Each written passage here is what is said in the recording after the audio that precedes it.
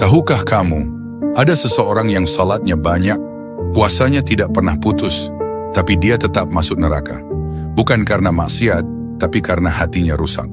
Di masa lalu ada seorang ahli ibadah. Salat malamnya panjang, puasanya sering, lisannya basah dengan zikir. Jika orang melihatnya, mereka berkata, dialah orang paling saleh di negeri ini.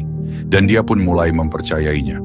Di sisi lain, ada seorang pendosa, hidupnya penuh kesalahan. Ia sadar dirinya hina. Dan setiap malam ia menangis meminta ampun kepada Allah. Suatu hari Allah memperlihatkan keadaan dua orang ini kepada malaikatnya. Ahli ibadah itu memandang si pendosa dengan jijik. Lalu dari lisannya keluar kalimat yang mengerikan. Demi Allah, orang seperti dia tidak akan pernah diampuni. Kalimat itu bukan hinaan biasa. Itu vonis atas rahmat Allah. Dan disitulah semuanya berubah. Allah berfirman, sebagaimana disebutkan dalam hadits, siapakah yang bersumpah atas namaku bahwa aku tidak akan mengampuni hambaku?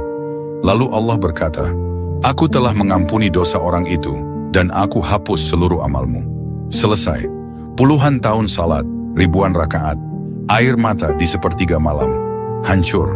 Bukan karena zina, bukan karena khamr, bukan karena meninggalkan salat, tapi karena kesombongan yang tersembunyi di balik ibadah.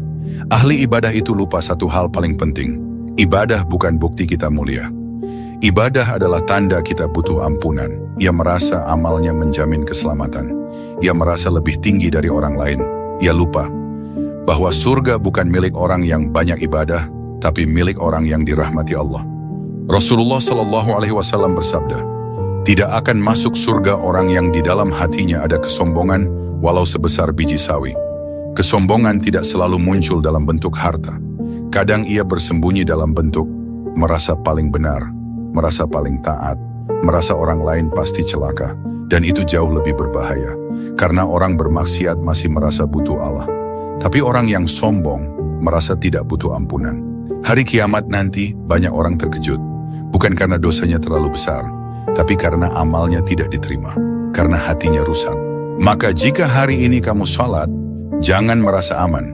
Jika kamu rajin ibadah, jangan merasa tinggi. Mintalah satu hal yang paling penting, hati yang rendah. Karena satu sujud dengan hati hancur, lebih berharga daripada 1000 rakaat dengan kesombongan. Jika kisah ini membuatmu takut amalmu tidak diterima, tulis, Ya Allah selamatkan hatiku, di kolom komentar. Dan bagikan, karena mungkin ada seseorang yang rajin ibadah, tapi lupa menjaga hatinya. Dan Allah ingin mengingatkannya lewatmu.